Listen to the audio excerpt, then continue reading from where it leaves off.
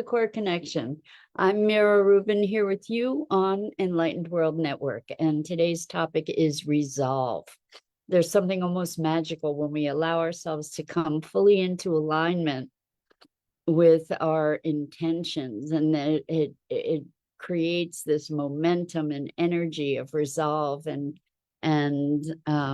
clarity and motion forward toward the fulfillment of our dreams and intentions. That's what we're going to talk about today.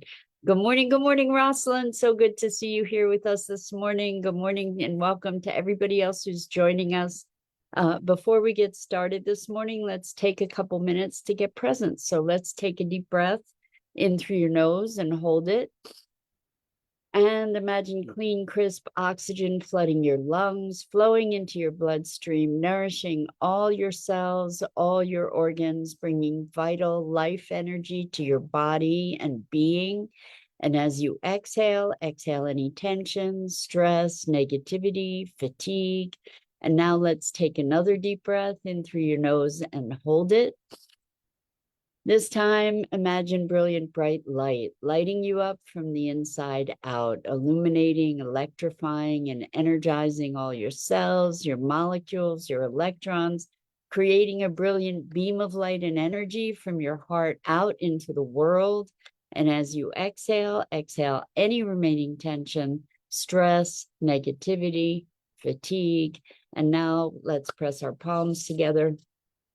Vigorously rub your hands together to feel the friction, the temperature, the pressure, the motion, the tickling and tingling when you stop, and allow all those sensations to bring you present right here, right now, into this remarkable physical form that enables us to experience life. Welcome, welcome, welcome.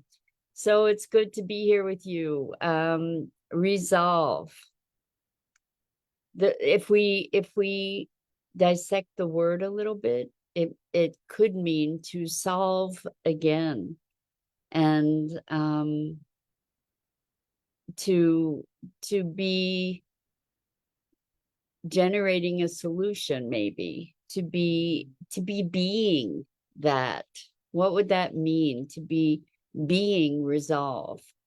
There's a shift that happens within us. You know, there are things that we want to do, that we think we should do, that we're intending to do, but there's a moment when all these gears sort of come into enmeshment and give us the momentum of the turning of these gears to move forward in a way that has a fullness of intention that wasn't previously available to us. Good morning, April. Wow, it's been a long time. Wonderful to have you here with us this morning. Welcome. So, resolve. It's kind of like a I'm having an image of pulling ourselves up by the bootstraps, you know, just like having this deep alignment of intentionality and energy, and where kind of everything comes together to make you unstoppable. And it doesn't happen that often, at least not for me, that there's this conscious awareness of resolve. And I don't know that I've had great success just manufacturing it from nothing. But I know that with focused intentionality, we can cultivate this. You know, part of what brings a strength to our ability or our resolve is having a why, having something that allows us to sort of focus our intention around meaning or purpose. And so the question is, how do we cultivate that why? It needs to be something that's compelling enough that we have an emotional connection to, and that gives it power, that gives it a whole lot of energy that we might not have otherwise been able to conjure. So we get to talk ourselves into states of being. And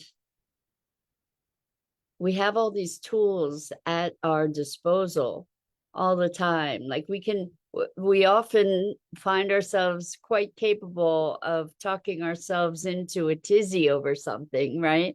We can just go down a rabbit hole of whatever we're dissatisfied with. And that's something that's not terribly uncommon. And what happens with that is we get angry and we get tense, or we get aggressive, or who knows what, right? But we can take that the other way, to be cultivating our why about so many things in life.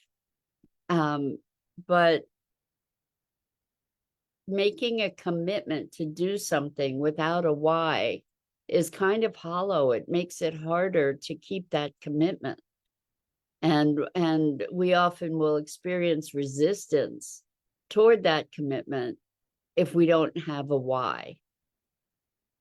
So, for instance, when we say, okay, I want to get fit, I want to get fit and slender and energized, and so that's different, or it's starting to be on a spectrum. And on a spectrum, it's a bit different than saying I want to lose 5, 10, 15, however many pounds. I want to lose weight. Okay, I'm going to go on a diet. But the thing is that we need to have a compelling why to help us propel that intention. So, for instance, a lot of times it'll be an event. If we're talking about weight or fitness, it might be an event where there's a wedding. So, then there's a big incentive perhaps to be able to get fit. Or maybe you're going on a trip that requires a certain level of exertion and energy and resilience. So you're going to get fit to cultivate that so that you can go on this trip. Whereas day to day, you might not have that same motivation. But what I've noticed, and I've gone, like with the dieting thing, for example, I've gone through many phases in my life where I would go on a diet and just intensively, and then not get results, or get results, and then the diet is done, and then it's sort of back to business, instead of being motivated. Like the losing certain number of pounds, for example, isn't enough of a why to really catapult you into a new way of being. So oftentimes our why comes from a scare, right? We might have a health scare, and then we decide, okay, I'm going to commit myself to fitness so that I can counteract that scare, kind of thing. So I'm thinking about this and inviting you to look at what are the whys that motivate you in life. We look at, I want to do this, that, or the other thing. Well, what is the why that propels us? particularly when that thing may be challenging to us, when it may take us beyond our comfort zone, when it may take us into territory where we feel challenged, and we have to find it within ourselves to overcome those obstacles along the way. What is it that's going to give us the resilience, the strength, the determination to keep going, even in the face of setbacks, for example? So I just want to mention, if y'all are putting comments in the chat and I'm not responding, it's because I don't see your comments. So realize, I don't know exactly why this is the case, but I only seem to see the comments that are posted on the Enlightened World Network Facebook page or YouTube channel. So if you're leaving comments, for instance, on my Facebook page, I don't see them.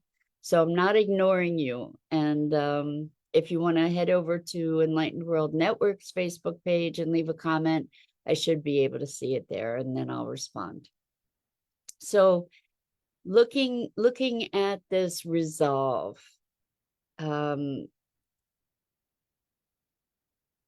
sometimes it just feels like an act of grace. It's like, okay, I'm ready now. Like, what is it? Maybe it's a why. Maybe it's because the why could be there for a while, and even with the why, not everything is all aligned yet. It's like there's an internal readiness that also brings us into that resolve that says, okay, I'm ready, let's go for it, let's do this. And this can, I think that one of the best places to be able to be generating this kind of resolve is, and this kind of alignment, that's really what I'm talking about. It's like when everything's clicking into place and there's this incredible alignment. One of the best places to be able to generate that is toward our dreams. What does it take to actually step into the embodiment and the manifestation of our dreams, to bring them to fruition, to at least bring ourselves into action toward those dreams? What is it that it takes? It's not necessarily something that happens, that just happens. It's often something that we get to cultivate, because it's very easy to allow our dreams to remain dreams. It's very easy to allow ourselves to wistfully entertain something at a distance. And then there's a very big difference when that distance disappears and we actually allow ourselves to step into and receive the dream and to take action for it. And when we find this place of resolve, when we find this alignment of intentionality, the universe has magical ways of supporting us and working with us, and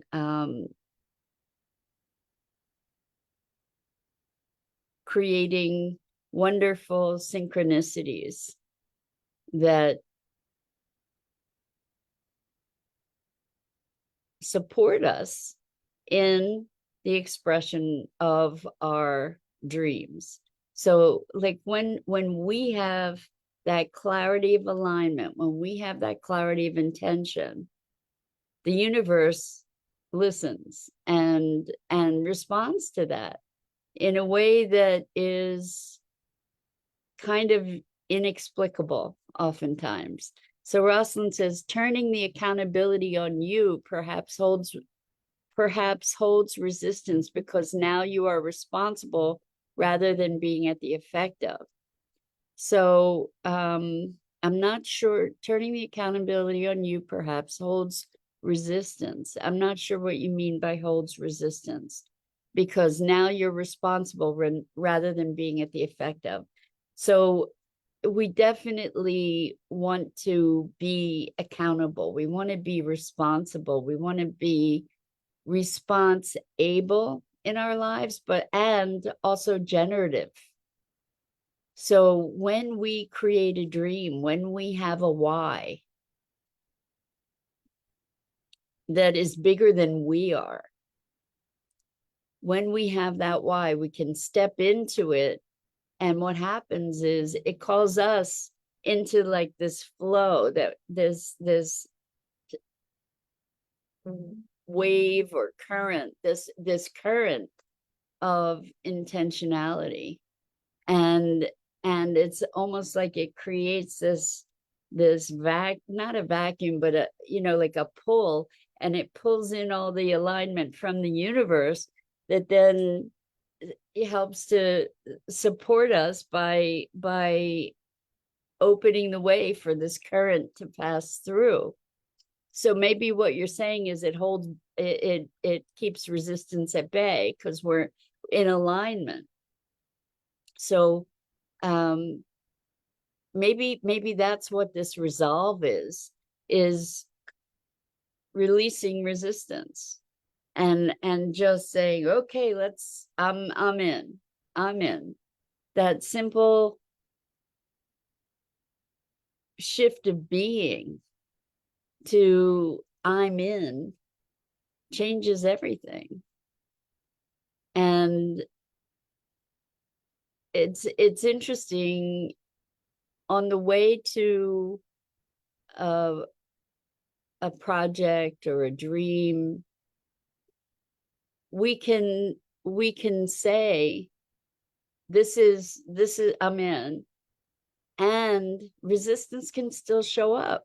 April says a leap of faith into the unknown. It is because we can say that I'm in, I'm doing this, I don't know how I'm doing it, and I'm in. And it doesn't mean that it's going to be smooth sailing all the time, because when we commit to something, usually that commitment holds a bigger path for us than we might recognize. Usually when we say I'm in, it's that big why that keeps us going through adversity. And so it's kind of like we're saying, okay, universe, this is I'm in, and I'm going to learn the lessons along the way. And what will come up is our own resistance, our own opportunities for growth and transformation show up in the course of the challenges that are presented when we're in service to a dream. The thing is that the why is so big that it allows us the energy and perseverance to be able to go through those challenges, to be able to address those challenges, or maybe even to move through things in a way that it doesn't even feel like a challenge. We rise to the occasion because that why is so compelling. That purpose that is greater than ourselves. And when I talk about a purpose that's greater than ourselves, I'm not talking about martyrdom or suffering, or I'm talking about expanding our own capabilities, expanding our own capacities, expanding into our potentials. And that's not always comfortable. You know, we get to face our demons, and when those demons arise, when those uh challenges, resistances, whatever, when they arise, that's an opportunity. And so one of the things that I say regularly and kind of train myself into and train my clients into is that if it's coming up, it's coming up to heal. And there is an opportunity in every situation, maybe more than one. So April says, even if one doesn't know the why, leap and it can lead to the why. That's true too. Sometimes we have a knowing that we need to take this step,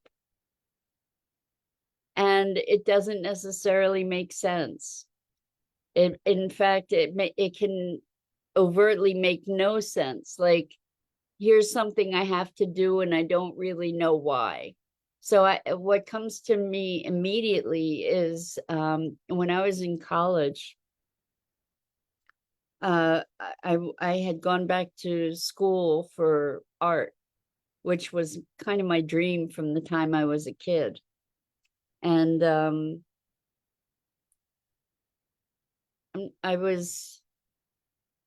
trying to think what I was majoring in at the time. I think I was majoring in photography at the time. And I had a dream. And in the dream, I was working in bronze. And I don't remember anything else about the dream, but I I knew that it was important and I didn't know why. And so I went to the teacher who taught bronze sculpture, and I said, "Hey, I need to do this. I need to learn how to do this." And I was able to get into the class, and I did, I ended up doing my senior show with bronze sculpture. So I didn't know why. I just knew that I was compelled to do this through a dream. So my other than conscious intelligence, my higher self, whatever it was assembling all this information that I had, everything, my experiences, and said, somehow came up with, you need to do bronze, girlfriend. So I did. And it was awesome. It was,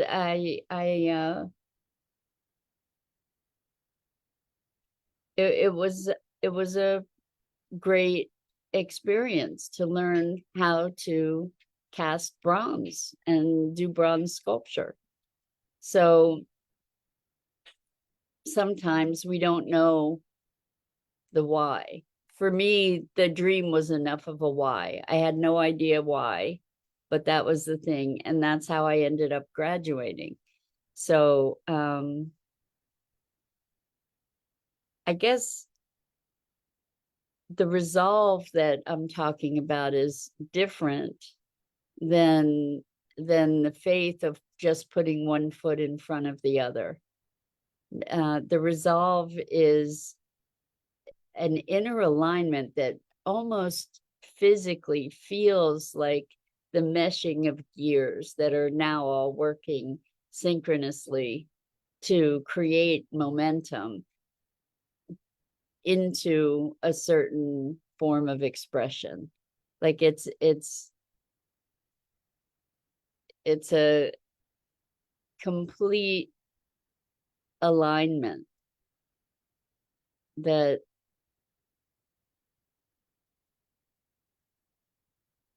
what's coming to mind now is the notion of power versus force. So when I'm talking about resolve, the way I'm talking about it is power, where there's this concentration of power and intentionality that becomes unstoppable. Versus force is when we're just trying to do things by an act of will. This is this is at least the way I'm experiencing it, thinking of it, feeling into it. It transcends force. It transcends just, it's the power of will rather than the force of will, if that makes any sense. So yesterday we were talking about will and grace, and that's kind of what I'm thinking of when I'm thinking of resolve, where there's this grace of having an alignment that just sort of makes everything click into place. Rosalind says, like a vortex. Is there a point or end?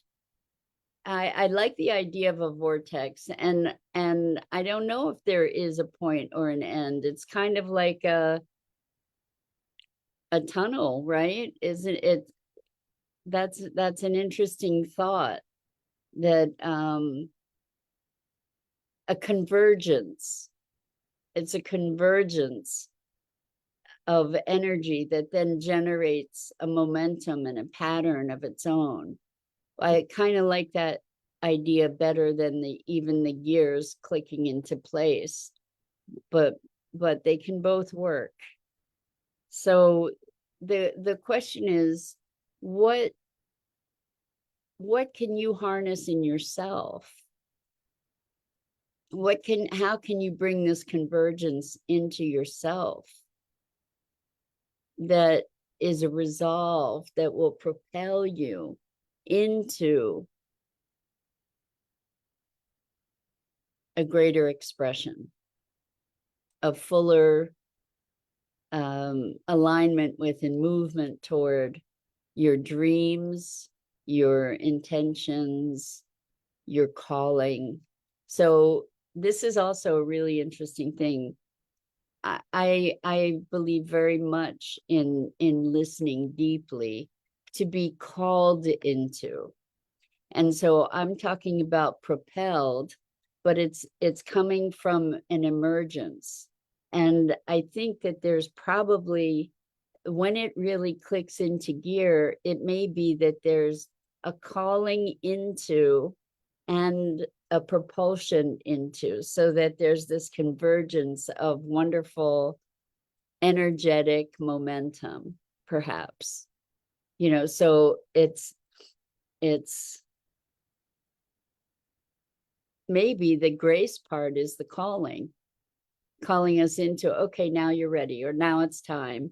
And the inner alignment of, okay, now it's time. When the inner and the outer converge, maybe that's what creates this real intentionality and resolve, like a wholeness, a certainty about something, not like a trudging kind of resolve to do this, not like that, but more like an upliftment and expansiveness, propelling us forward and a calling us forward. So meeting that current with our energy.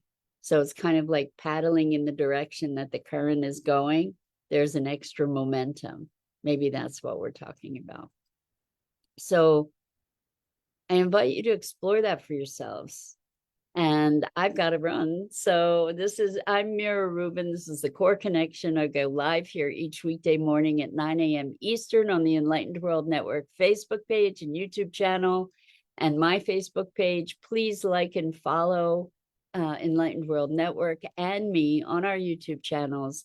And as always, it's a deep, deep privilege and pleasure to have the opportunity to muse together on these mornings. So until next time, so much love to you.